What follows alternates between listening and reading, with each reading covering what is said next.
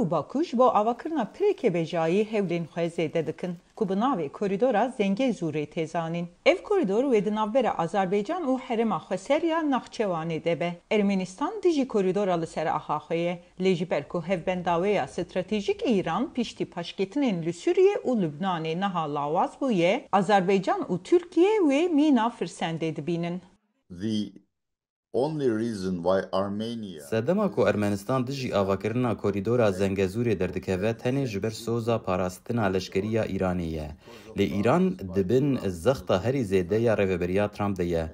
Lewma ez bawer nakim ku Azerbaycan yan jî Tirkiye wê gefên Ermenistanê ciddî wergirin.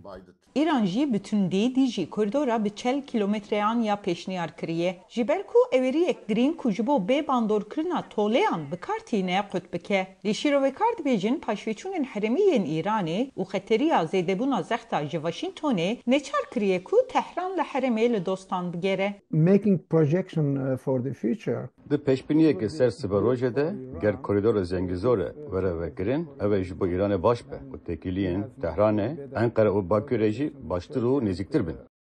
Hindariyên leşkeriyên hevbeş yên Amerîka û Ermenistanê sala borî nîşana peyvendiya nêzik ya di navbera her du welatan de bû. Tiştê ku şîrovekar dibêjin heta niha armanca Tirkiye û Azerbaycanê asteng kiriye. Lê rêveberiya nû ya Trump hîn li ser projeya korîdorê nêzîkatiya xwe diyar nekiriye. Loma Erivan xembar e ku Baku û Enkere hewil bidin ku vê nezelaliyê bikarbînin. Ka ji bo aktorên xirab fersendeke ku ew tiştên di dema tu çavdêr da tunebin bikin ku bi normalî ew ê nekin.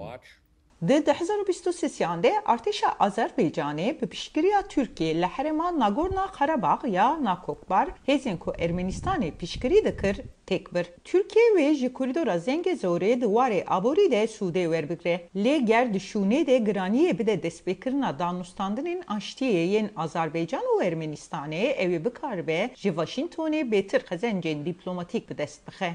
Eger Tirkiye kar bikir vê êkê wekû tiştekî piştgirî dide û binirxîne ew ku ji bo Serok Trumpê dixwaza xwe wekî aştî çêkirek navneteweyî be bi cih bikin û wê pir balakêj be.